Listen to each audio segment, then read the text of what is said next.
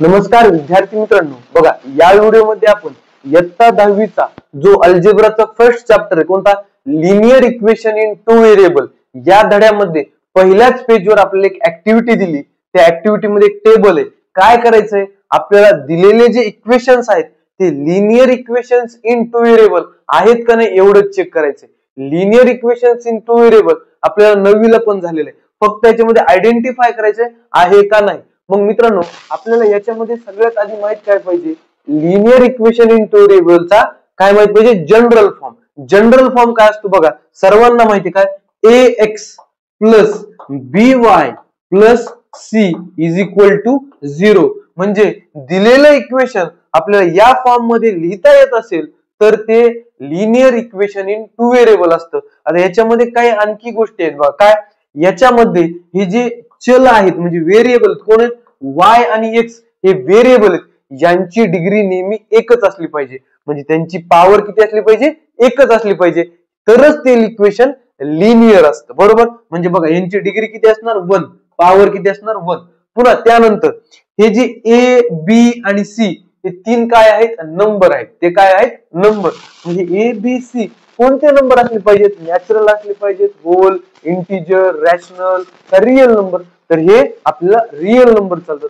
म्हणजे कोणतेही नंबर चालतात थोडक्यात, इमॅजिनरी सोडून. बरोबर. म्हणजे काय बघा, ए बी आणि सी कसे पाहिजेत, आपल्याला रिअल पाहिजेत. कसे पाहिजेत, रिअल.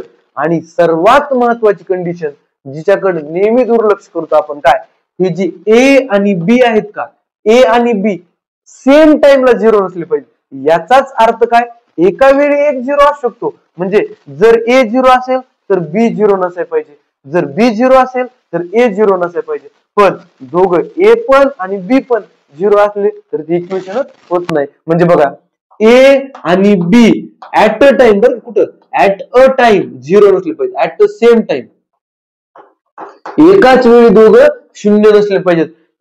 दोघांपैकी एक 0 असलं तरी चालतो. चला मग बघूया. आता बघा, पहिले इक्वेशन काय, 4m plus 3n is equal to 10. बरोबर. याला आपल्याला या फॉर्म मध्ये लिहिता येतं का, लिहिता येतं का, हे जे 12 आहे इकडे येऊन काय होणार, -12 होणार. काही अडचण नाही. म्हणजे या फॉर्म मध्ये लिहू शकतो. पुन्हा काय करायचं, दोन व्हेरिएबल आहेत का चेक करा. बघा इथं m आणि n दोन व्हेरिएबल आहेत, ती कंडिशन सॅटिस्फाय झाली. पुन्हा काय, डिग्री चेक करायची व्हेरिएबलची. बघा, m च्या डोक्यावर काय नाही, n च्या डोक्यावर काय नाही. म्हणजे काय असेल, 1-1 असेल. डिग्री 1-1च आहे. बरोबर. एबीसी तर रिअल नंबरच असणार, इमॅजिन नंबर आपल्याला नाहीतच. बरोबर. म्हणजे ही तर कंडिशन सॅटिस्फाय. पुन्हा ए आणि बी दोघं 0 आहेत का, एक पण 0 नाही, विशेष नाही. म्हणजे हे काय झालं, linear equation in two variable आहे. म्हणजे काय झालं, हा यस लिहूया किंवा राईट करा, काय अडचण नाही. आता दुसरं इक्वेशन बघा, दोन व्हेरिएबल आहेत का, आहेत, एक्स आणि वाय आहे, काही अडचण नाही. पुन्हा त्यांच्या काय करा, पॉवर चेक करा. बघा, एक्स ची पॉवर 2, वाय ची पॉवर 1. आपल्याला 2 पॉवर चालते का, काय लागते, पॉवर 1च लागते लिनियर इक्वेशनला. बरोबर. मग इथंच आपलं उत्तर, म्हणजे हे इक्वेशन लिनियर नाही. 2 पॉवर असली की ते काय असतं, क्वाड्रॅटिक इक्वेशन असतं. म्हणजे लिनियर आहे का, नाही. म्हणजे काय झालं, नो.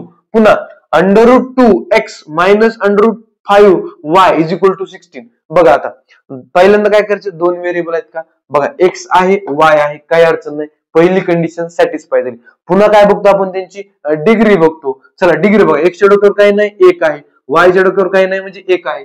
म्हणजे डिग्री पण 1-1 आहे. ही पण कंडिशन सॅटिस्फाय झाली. पुन्हा तुम्ही म्हणता √2 आहे, √5 हे जमतंय का, बघा एबीसी काय पाहिजे, रिअल नंबर. आता √2 √5 हे तुम्हाला माहिती आहे, 8वी 9वी तुम्ही शिकलात, रॅशनल नंबर, इरॅशनल नंबर. √2 √5 काय आहेत, इरॅशनल नंबर आहेत. पण इरॅशनल नंबर हे रिअल नंबरचाच भाग आहेत. बरोबर. काही अडचण आहे का, नाही. सर्व कंडिशन आपल्याला सॅटिस्फाईड. म्हणजे हे काय झालं, linear equation in two variable आहे. पुन्हा 0x plus 6y minus 3 is equal to 0. आता मित्रांनो, याच्यामध्येच बरेच जण गफलत करतात, बरेच जण चुकीचं पण सांगतात आणि चुकीचं लिहितात पण. बघा, दोन व्हेरिएबल आहेत का, आहेत, एक्स आणि वाय आहे, काही अडचण नाही. पुन्हा दोघांची पॉवर चेक करा, एक्स च्या डोक्यावर काही नाही म्हणजे 1, वाय च्या डोक्यावर काही नाही म्हणजे 1. म्हणजे पॉवर मध्ये पण आपण सॅटिस्फाय आहेत. पुन्हा काय, एबीसी काय पाहिजे, रिअल नंबर. 0 रिअल नंबर आहे, 6 रिअल नंबर आहे, 3 रिअल नंबर आहे, काही अडचण आहे का, नाही.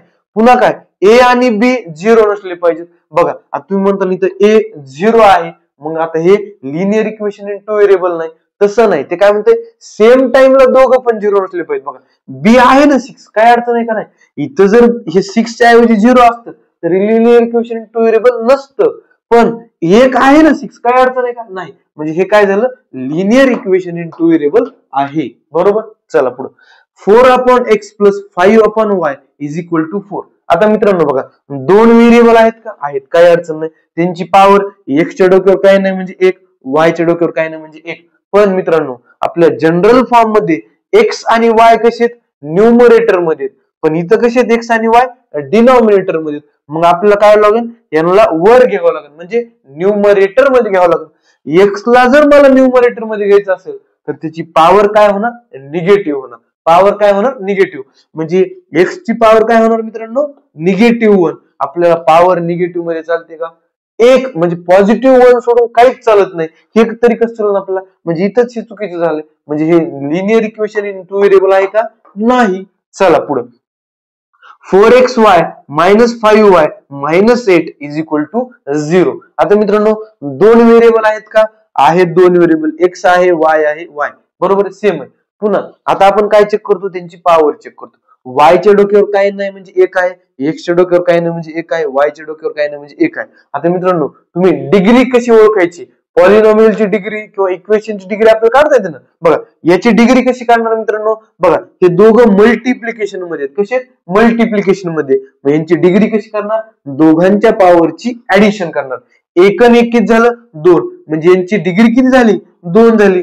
डिग्री चलते का 2, आपल्याला चालत नाही. म्हणजे हे पण काय झालं, इक्वेशन इन टू व्हेरिएबल, म्हणजे linear equation in two variable नाही. म्हणजे हे पण काय येणार, नो. बरोबर का मित्रांनो, समजलं. धन्यवाद.